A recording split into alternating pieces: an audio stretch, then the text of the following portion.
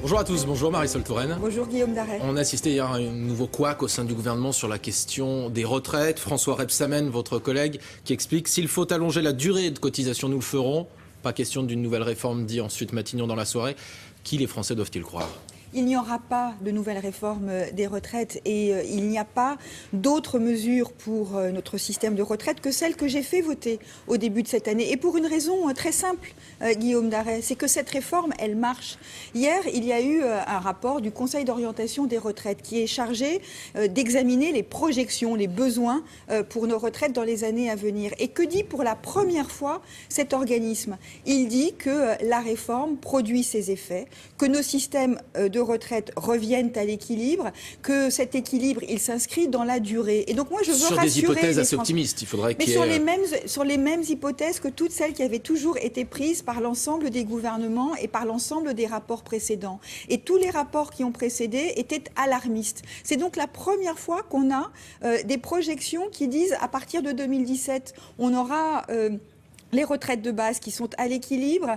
L'équilibre, il sera global au début des années 2020 et tout cela jusque dans les années 60. Donc pour les Français, écoutez, c'est une mesure, une annonce importante parce que cela veut dire que pour les Français, le temps d'être rassurés est venu. Ceux qui travaillent aujourd'hui peuvent compter sur le fait que le jour où ils partiront à la retraite, leurs retraites pourront être versées. Mais quand le François Rebsamen dit finalement on vit plus longtemps, est-ce que c'est pas illogique de travailler plus longtemps ? Est-ce que c'est pas du bon sens finalement ? La réforme que j'ai fait voter en début de l'année était une réforme d'efficacité et de justice. Et c'était une réforme courageuse parce qu'elle prévoit l'allongement de la durée de cotisation. C'est une mesure difficile pour certains de nos concitoyens. 63 ans, et donc d'ores et déjà, il est dit qu'il faut travailler 43 ans avant de pouvoir valider une retraite à temps, disons, complète. En fonction de l'âge auquel on commence à travailler, on s'arrête plus ou moins tôt. Mais dans le même temps, il y avait des mesures, et il y a dans cette réforme des mesures de justice. On a beaucoup parlé de la pénibilité, mais je voudrais évoquer d'autres mesures, puisque aujourd'hui même sortent deux décrets que j'ai signés.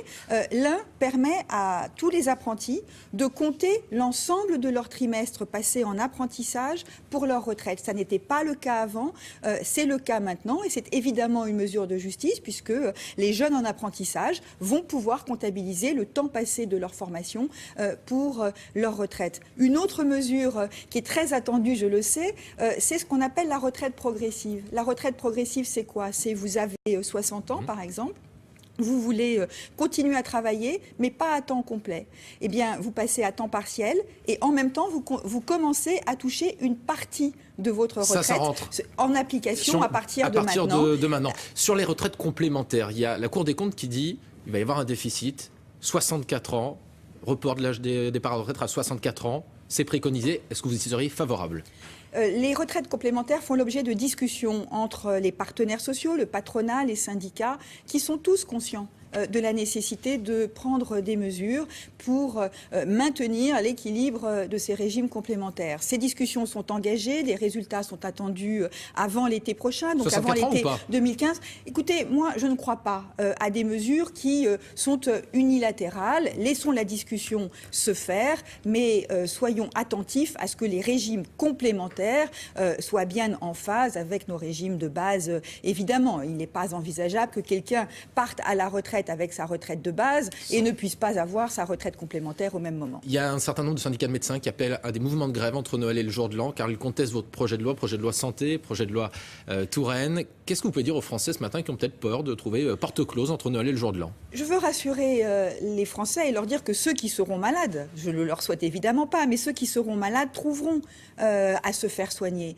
Nous, les services du ministère de la Santé sont évidemment en contact dans chaque département avec les médecins pour voir qui sera sur place et qui pourra assurer des soins. Et par ailleurs, les services hospitaliers accueilleront ceux qui ont besoin d'être accueillis. Cette loi qui provoque des réactions du côté des syndicats libéraux, moi je voudrais quand même rappeler ce qu'elle est. C'est une loi pour les Français, de droits nouveaux pour les Français, pour faciliter l'accès aux soins, faire reculer les inégalités de santé avec le tiers payant qui permettra de ne pas avancer le le prix de la consultation lorsque l'on Ça va fait chez partie le des médecin, choses qui avec sont des mesures de prévention. contestées effectivement par les médecins. Il y a quelque chose aussi que vous avez annoncé hier. Vous voulez, je cite, interdire ce qu'on a appelé communément le joint électronique. Est-ce que c'est possible? Parce qu'il n'y a pas de produit visiblement illicite là-dedans.